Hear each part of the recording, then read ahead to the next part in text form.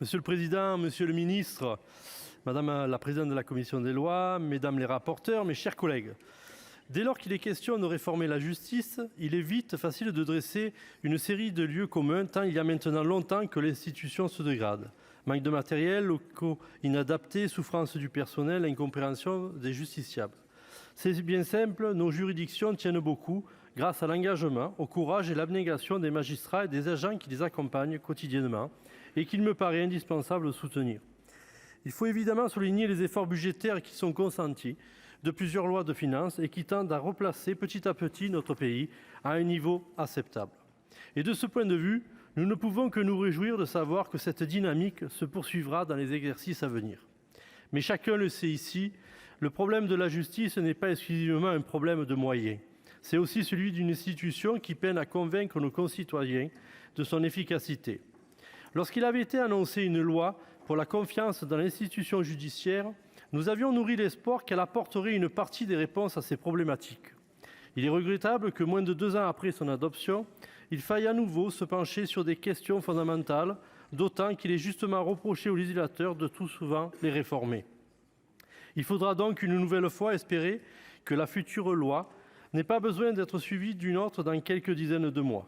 Sans quoi, nous devons encore faire le constat d'une forme d'échec dans nos méthodes de travail. Sur le fond, pour un grand nombre de mesures proposées, notre groupe ne voit pas de difficultés majeures.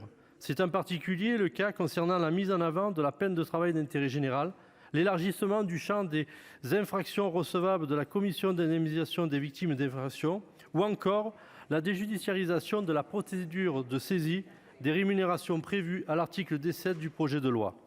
Nous souscrivons également à l'habilitation du gouvernement à prendre une ordonnance pour écrire à droit constant le code de procédure pénale. Au RDSE, nous sommes très attachés à ce que le débat et le travail législatif ne se conduisent pas en dehors des hémicycles et s'y conduisent pleinement quand il est nécessaire, mais il faut aussi être lucide. Une ordonnance pour un tel objectif sera plus efficace et la proposition de nos rapporteurs de retarder d'1 an l'entrée en vigueur de l'ordonnance est un bon compromis.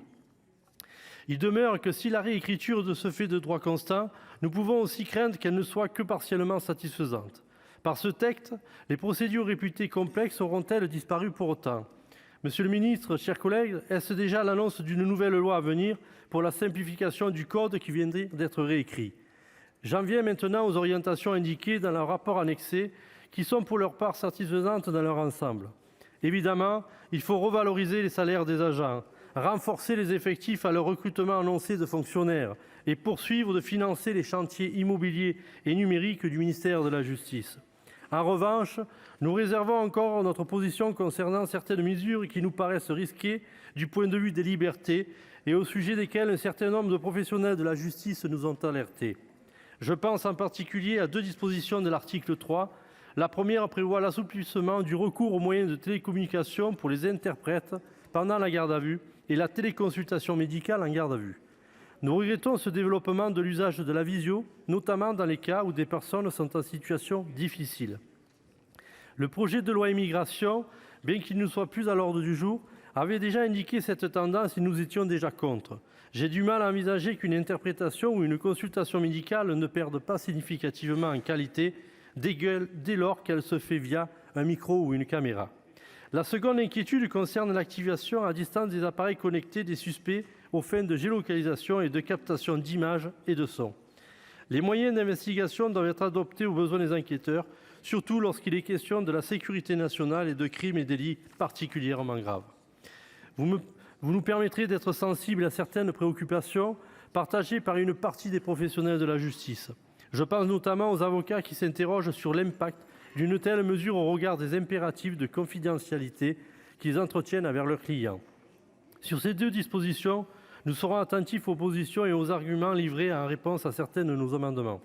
Ainsi, aussi, notre groupe est donc plus favorable à ce projet de loi, mais notre position pourrait évoluer en fonction de la teneur de nos débats.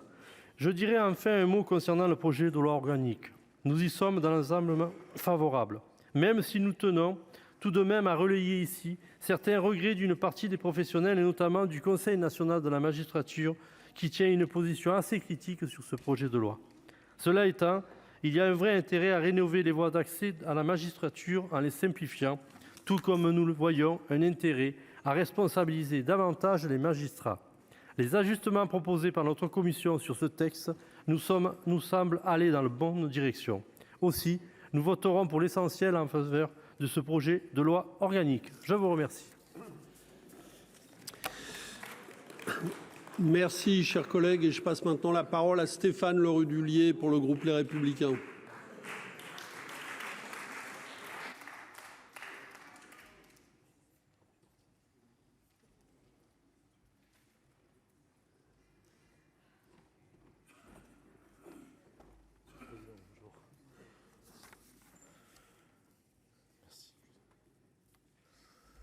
Monsieur le président, monsieur le ministre,